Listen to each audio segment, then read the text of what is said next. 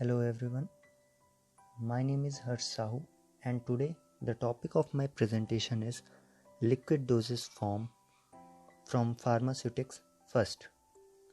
In my previous slides, I have covered monophasic liquid dosage form for internal use, in which we have discussed about syrups, elixirs and linctuses. Next is monophasic liquid dosage form for external use. तो पहले आते हैं हमारे इसमें mouth washes जो कि हमारे concentrated clear aqueous solution के फॉर्म में अवेलेबल होते हैं।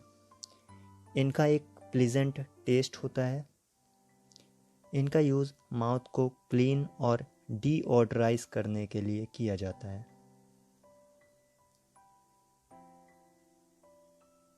गार्गल्स भी हमारे कंसनट्रेटेड क्लियर सॉल्यूशन फॉर्म में अवेलेबल होते हैं और इसका यूज़ बकल कैविटी के पोस्टीरियर पार्ट में हुए थ्रोट इन्फेक्शन को प्रिवेंट करने के लिए किया जाता है। नेक्स्ट है हमारे थ्रोट पेंट्स का यूज़ भी थ्रोट इन्फेक्शन को प्रिवेंट करने के लिए किया जाता है। इसमें ग्लिसरीन का कंटेंट ज़्यादा होने की वजह से इसका नेचर स्टिकी होता है, जिसकी वजह से ये साइट ऑफ एक्शन पे एडहेयर होकर प्रोलॉन्ग्ड एक्शन प्रोवाइड करता है। डाउचे, इसका यूज़ मेनली वजाइना में किसी तरह के बैक्टीरियल इन्फेक्शन को प्रिवेंट करने के लिए किया जाता है।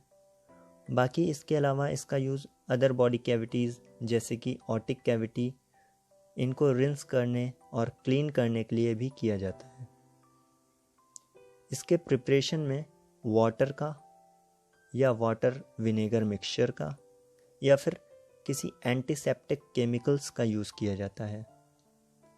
इसके डिसएडवांटेजेस की बात करें तो ये इरिटेशन कॉज कर सकता है, पेल्विक रीजन में इन्फ्लेमेशन कॉज कर सकता है and it can sometimes even leads to fertility problems also. Next is enema. इसे रेक्टम के थ्रू बॉडी में लार्ज इंटेस्टाइन के लोअर पार्ट में इंसर्ट कराया जाता है। इसका एम बॉवल को एम्प्टी आउट कराना या किसी मेडिकेशन को बॉडी में एडमिनिस्टर कराना होता है। इसको सर्टेन मेडिकल कंडीशंस के ट्रीटमेंट में यूज़ किया जाता है, पर इसका रेगुलर यूज़ बॉडी में सीरियस हेल्थ प्रॉब्लम्स कॉज कर सकता है। आई और ईयर ड्रॉप्स,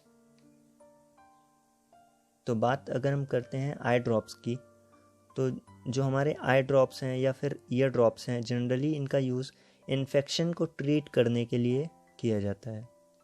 अगर बात करें पर्टिकुलरली हम आई ड्रॉप्स की, तो इनके फॉर्मुलेशन में स्टेरॉइड्स, एंटीहिस्टामिन्स या टॉपिकल एनेस्थेटिक्स का यूज़ भी किया जा सकता है। कभी कभी इसमें कोई मेडिकेशन नहीं होता, बस केवल इन्हें एज अ लुब्रिकेंट और as a tear replacing solution के तौर पर इस्तेमाल किया जाता है। इसके अलावा इनका यूज़ प्यूपिल को कॉन्ट्रैक्ट करने या डायलेट करने में भी किया जाता है। कुछ आई ड्रॉप्स कॉर्निया को स्टेन करने के लिए यूज़ की जाती हैं ताकि किसी प्रकार के एब्रेशन या स्कार्स को आइडेंटिफाई किया जा सके।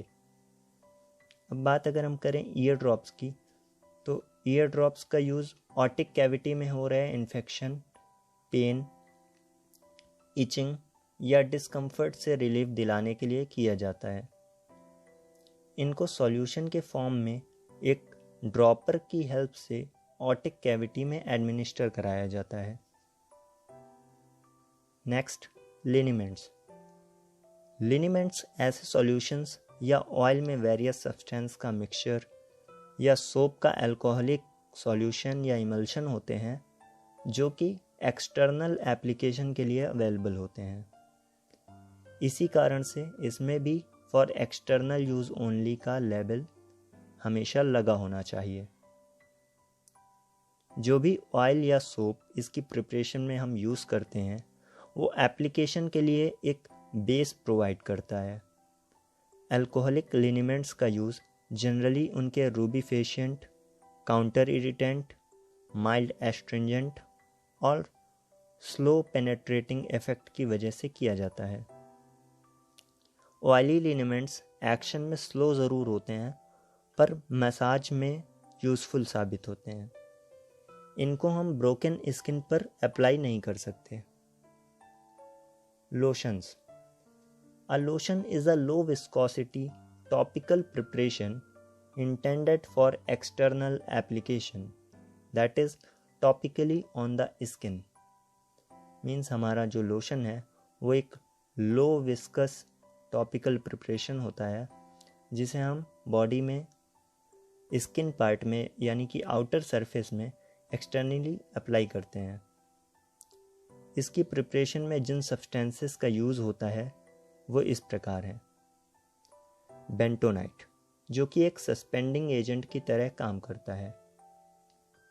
मेथिल सेलुलोज और carboxy methyl cellulose means MC और CMC, जो कि एक्टिव इंग्रेडिएंट को अफेक्टेड साइट के कांटेक्ट में होल्ड रखने का काम करते हैं। ग्लिसरीन स्किन को मॉइस्ट रखता है। अल्कोहल कूलिंग और ड्राइंग के लिए यूज़ होता है। इसको स्किन पे टॉपिकली हम हाथों से, ब्रश की हेल्प से या किसी क्लीन क्लॉथ से अप्लाई कर सकते हैं। नेक्स्ट, कोलोडियंस।